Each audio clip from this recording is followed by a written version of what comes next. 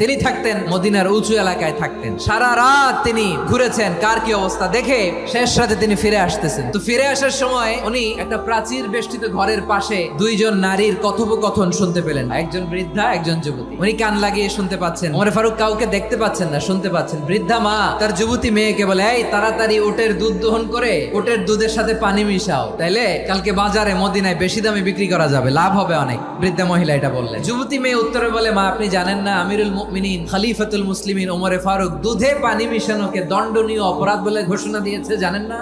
এবার বৃদ্ধা মহিলা বলে, আরে পাগলি, এই ভোর রাতে আমিরুল মুমিনিন ওমর ফারুক আসবে কোত্থেকে? কেউ দেখবে না। আরে কেউ দেখবে না, তাড়াতাড়ি দুধের সাথে পানি মেশাও। এই কথা যখন মা বলেছে, যুবতী মেয়েটা চমৎকার একটা উত্তর দিয়েছে, আপনি ঠিকই বলেছেন, গভীর রাতে ওটের দুধে পানি মিশালে ওমর দেখবে না, কিন্তু মা খেয়াল রাখবেন, ওমর যদি নাও দেখে, ওমরের রব কিন্তু দেখে। চিল্লায় বলেন ঠিক কিনা?